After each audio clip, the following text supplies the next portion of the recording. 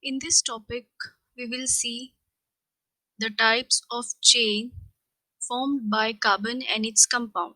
So basically there are three types of chains that are formed by carbon. The first one is straight chain, that is unbranched chain. Now in this type of chain, first and last carbon of the chain makes a bond with three hydrogen atoms and the rest with two carbon atoms and two hydrogen atoms. Now that means, now if you look at this compound, the first and last carbon atom is getting bonded with three hydrogen atom each. Okay, so this carbon has three neighboring hydrogen atoms. Even this carbon has three hydrogen neighboring atoms, and the carbon which is there in between has, say, if you are looking at this carbon, so ह्याच्या लेफ्टाक एक carbon असा, राइटाक एक carbon असा, two carbon atoms, and for the same carbon atom it has two hydrogen atoms that is bonded with it. So if you look at these examples, both examples, you will see the similar fashion of the bonding of carbon and hydrogen, and the chain is in a straight line fashion. So if you look at this chain, so it is, you can easily make out that this is a straight chain. The second one is a branched chain. In this type of chain, tetravalency of carbon is satisfied by different types of arrangement of carbon and hydrogen atoms. Now, if I take the case of pentene, now this is the case of straight chain, okay, where carbons are arranged one after the other. Okay, they are compulsorily arranged one after the other in straight chain. Now, if you look at this carbon atom, this has suddenly connected in the second position over here of this straight chain. If I consider this as a straight chain, there is an extra carbon atom that is getting linked to the second carbon. This was not in the case of the straight chain. So we saw that in between carbon atom will have two carbon atoms as neighbor, two hydrogen atoms as neighbor. Over here it is having three carbon atoms as neighbor. Okay, so this is like forming a branch. So that's why this kind of chain is called as branched chain. Now even over here, this is a different kind of a branch. So for this, it is getting branched at this carbon atom, that is, one carbon atom is connected to this carbon. There is one more carbon atom that is getting connected to this carbon, so there is a branch that is forming over here. So this is the second type of chain that is called as a branched chain. Now the third one is cyclic or ring. When a chain contains three or more carbon atoms, the atoms can join to form a ring or cyclic structure. Now, if I look at this chain, straight chain, and if the first and last carbon atom is getting connected to each other, then it forms a closed chain. So that the same thing happens over here. In this is a special case of carbon chain formation, wherein there is a closed loop that is formed of carbon-carbon bond. So it is forming a ring, and whatever dash you can see, you can assume that either hydrogen may be attached or any other group that is monovalent. So these are basically the three types of chains formed by carbon and its compound. First one being straight chain, second one being branched chain, third one being cyclic or ring chain. Structural isomers. Now these are compounds which have same molecular formula but different structures. Let's have a look at one example. Here there is one compound, that is hydrocarbon, that is made up of carbon and hydrogen. Over here there are four carbon atoms which is connected to 1, 2, 3, 4, 5, 6, 7, 8, 9, 10 hydrogen. So there are 4 carbon and 10 hydrogen. So the molecular formula is C4H10. Now if you look at this compound, again there are 4 carbons and 10 hydrogen atoms. 1, 2, 3, 4, 5, 6, 7, 8, 9, 10. Even the molecular formula of this compound is C4H10.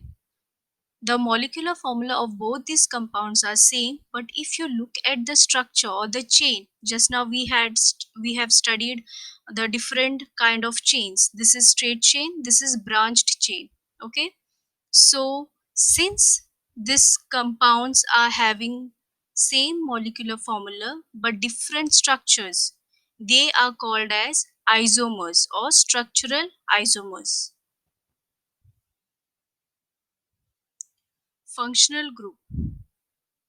When one or more hydrogen atom is in an organic compound means compound having carbon, is replaced by other atoms satisfying its valency, then these atoms are called heteroatoms. Now with this what I mean that we have already seen what is a hydrocarbon, the compound that is having purely carbon and hydrogen. Now if there is one atom that is having same valence as that of hydrogen, that is monovalent, so those atoms can replace the hydrogen atom in the compound. The atoms that are replacing or the atoms that replace hydrogen atom, those atoms are called as heteroatoms. Now these heteroatoms provide the compound with some specific property in terms of reactivity. So these heteroatoms are called functional groups. Now, say for example chlorine. Chlorine will have its own property, the way it reacts. Now when this chlorine is removing hydrogen and coming in place of hydrogen in the particular compound, it will give its property to the whole compound.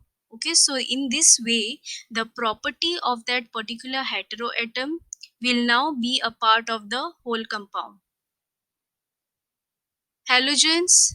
Halogens means chlorine, fluorine, bromine, iodine. These are called as halogens.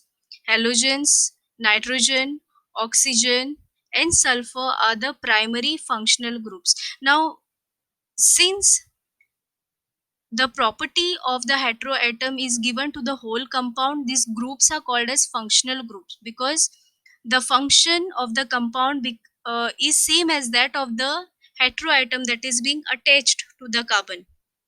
So it basically functions dominatingly in the same way as that of a heteroatom.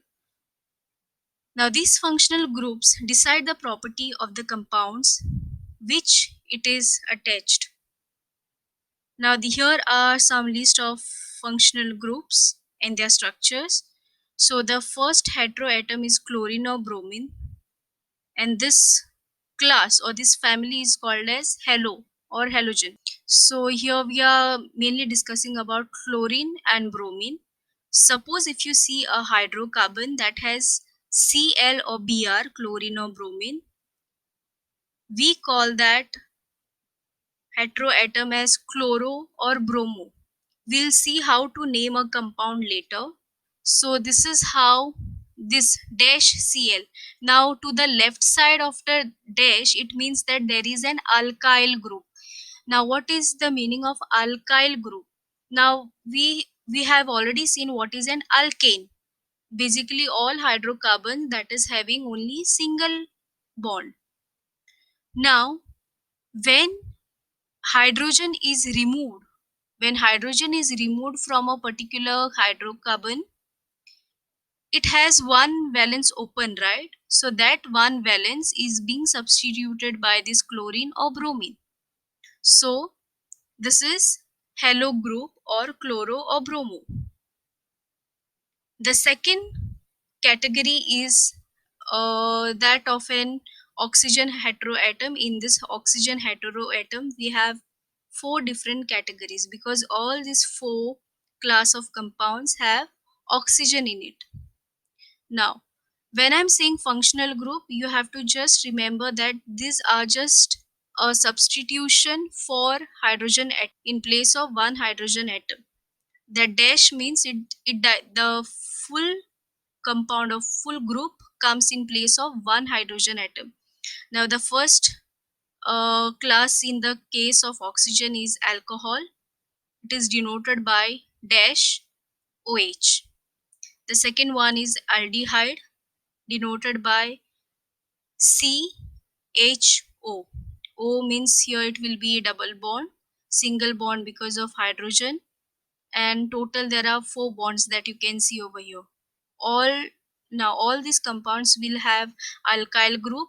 Alkyl group means alkane but having one hydrogen atom less. That one hydrogen atom less is being substituted or compensated by this whole functional group. The third group is ketone, that is CO. Now, this ketone group will come in between of a hydrocarbon compound. Means towards the left hand side of ketone group there will be one alkyl group. To the right hand side also there will be one more alkyl group. It can be any alkyl group. The fourth one is carboxylic acid. Now in this compound you will see these bonds, that is COOH. Over here you need not write like this. When you are writing in a compound you could directly write as CHO also, but see that you are writing this properly. It is CHO and not COH.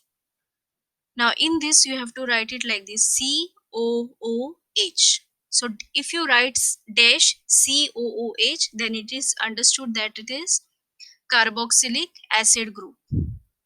So the main functional groups that we have studied over here is, apart from halo, it will be alcohol, aldehyde, ketone and carboxylic acid. Now here are some compound names with the structure of compound and functional group, which is marked in red color over here.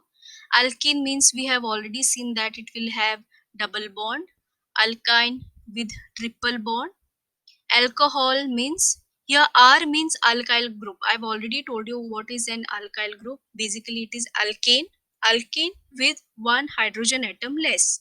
Now in place of that one hydrogen atom, these functional groups are getting attached to that remaining valence of that carbon. Then the second one is ether. So basically in ether there will be oxygen in between, and towards, just like ketone we had seen, the main functional group is in between the hydrocarbon compound. Towards the left and right hand side there will be alkyl group. So in ether there will be oxygen, and towards oxygen in between, and towards left and right there will be alkyl groups. Now in aldehyde it is RCHO. Again R means alkyl. In ketone the same thing it is. Here in place of dash they have put alkyl groups.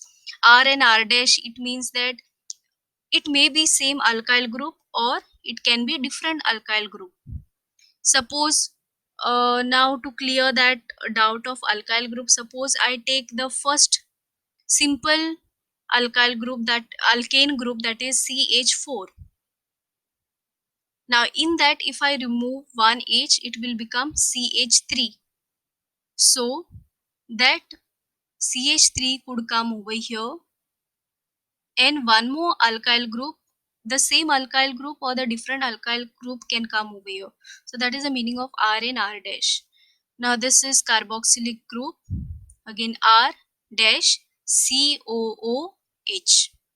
So these are some few more examples with their common names.